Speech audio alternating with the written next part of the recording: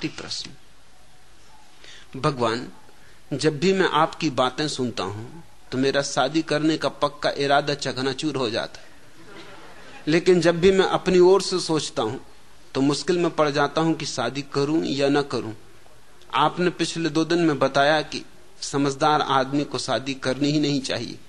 अब बताएं भगवान, मैं क्या करूं? मेरी तो कुछ समझ में नहीं आता, कृपया मुझे मार्ग दिखावें। रमेश सत्यार्थी।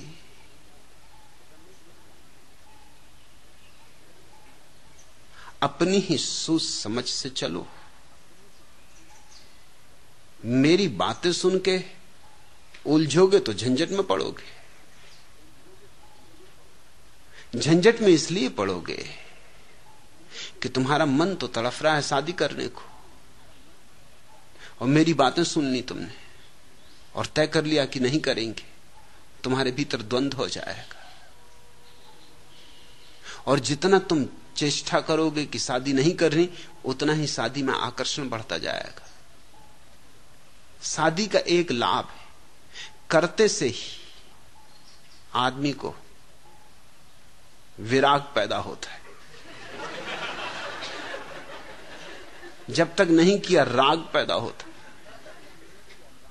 यह शादी का आध्यात्मिक मूल्य है कि जिसने किया वही सोचने लगता है कि नहीं है कुछ साथ संसार में, सब बेकार है।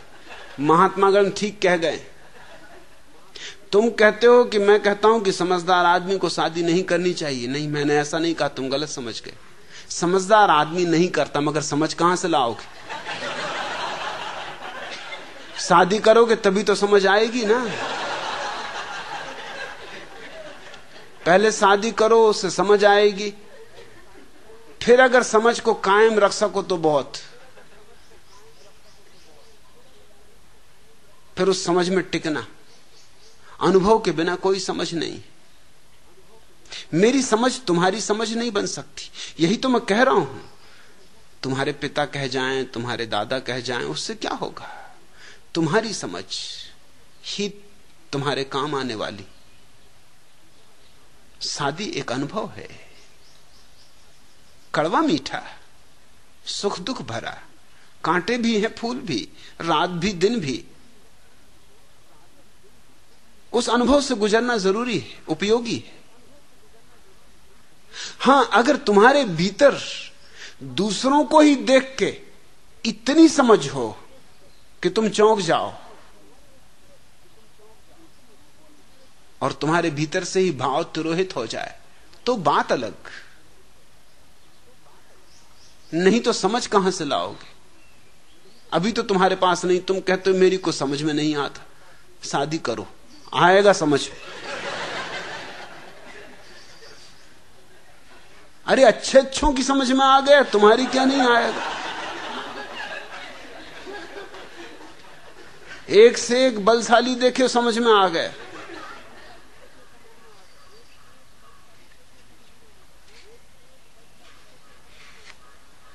रद्दी में रद्दी डाल, बाबू मुसद्दी लाल।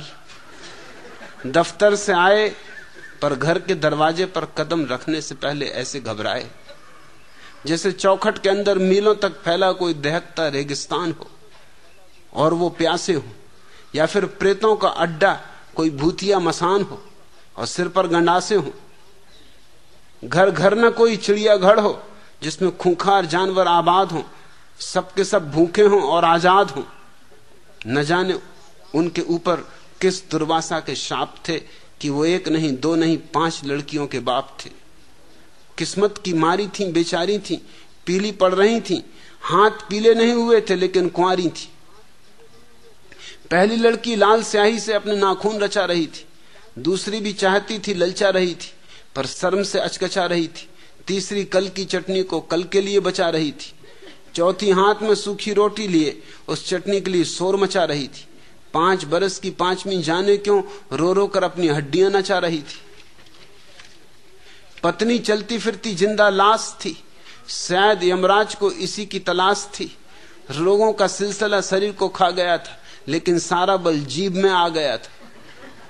रह रह कर अपना दिल मसोसती थी, मुसद्दी को डांटती थी, लड़ती थी, कोसती थी। इसलिए घर मुसद्दी के लिए सबसे बड़ा डर था।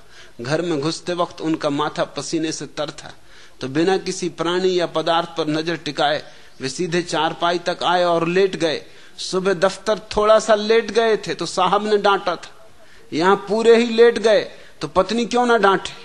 पढ़ने लगे तड़ातड़ शब्दों के चांटे, आते ही मधेसा से पड़ गए हो, घर से बिल्कुल ही उखड़ गए हो। सब्जी आज भी नहीं लाए, चटनी से कोई कब तक खाए। न खा रहे न पी रहे, राम जाने कैसे जी रहे। चाय के लिए गुड़ भी निपट गया है और मेरा फटा हुआ ब्लाउज और फट गया है। सड़ गई है पर 3 बरस से यही साड़ी चला रही हूं। मेरी छोड़ो किसी भी तरह गाड़ी चला रही हूं, पर इन नास पीटियों की नर तो भरो, इनके लिए कुछ तो करो। आफत सी खड़ी हो गई है, बड़ी जरूरत से ज्यादा बड़ी हो गई है।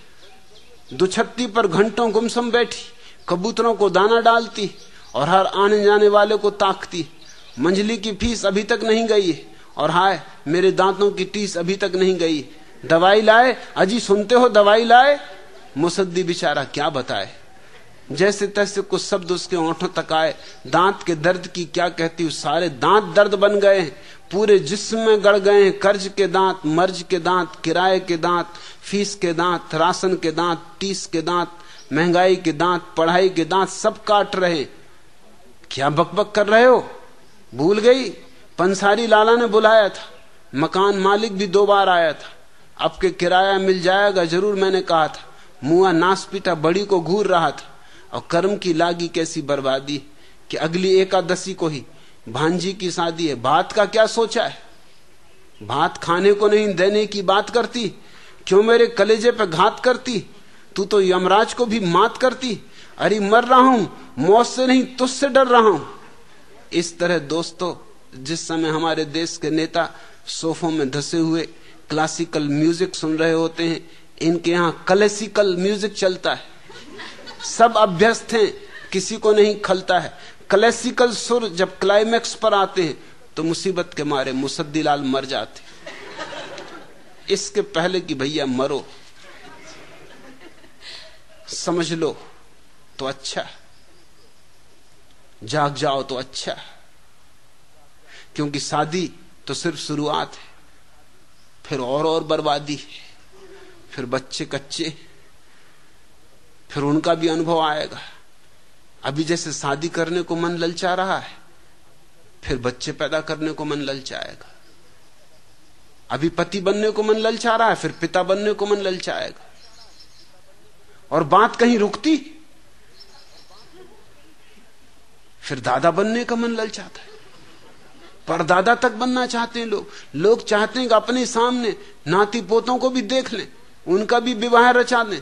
ये खेल चलता ही चला जाता है। समझ आ सकती हो तो जल्दी करो, अभी आ जाए तो बहुत अच्छा। ओ घोड़ी पर बैठे दूल्हा क्या हंसता है, देख सामने तेरा आगत मुंह लटकाए हुआ खड़ा है। अब हंसता है फिर रोएगा। सहनाई के स्वर में जब बच्चे चीखेंगे, चिंताओं का मुकुट शीश पर धरा रहेगा, खर्चों की घोड़ियां कहेंगी आ अब चढ़ ले, तब तुझको यह पता चलेगा उस मंगनी का क्या मतलब था, उस शादी का क्या सुयोग था। ओ उतावले, किसी विवाह से तो तूने पूछा होता, वह तुझको यह समझा देता। ब्याह बल्लरी के फूलों का फल कैसा है, किसी पिता से पूछ, तुझे वह बतला देगा। भारत में बापत्व कर्म कितना भीषण। ओरे बकरे, भाग सके तो भाग, सामने बलि बेदी है। दुष्ट बराती नाच कूद कर तुझे सजाकर धूमधाम से दुल्हन रूपी चामुंडा की भेंट चढ़ाने ले जाते। मंडप नीचे बैठी हो मिट्टी के माधो, हवन नहीं यह भवसागर का बड़वा नल है। मंत्र नहीं लहरों का गर्जन, पंडित नहीं ज्वार भाटा है। भांवर नहीं भंवर है पगले, दुल्हन नहीं वेल मछली है। तू गठबंधन जिसे समझता भाग, अरे यम का फंदा है। ओरे पगले, ओ अबोध अनजान अभागे, तोड़ सके तो तोड़, अभी हैं कच्चे धागे। पग जाने पर जीवन भर यह रस्सा कसी भोगनी होगी। अरे निरक्षर, बीए बीटी होकर भी तू पानी ग्रहण का अर्थ समझने में असफल है। ग्रहण ग्रहण सब एक अभागे, सूर्य ग्रहण हो, चंद्र ग्रहण हो, पानी ग्रहण हो,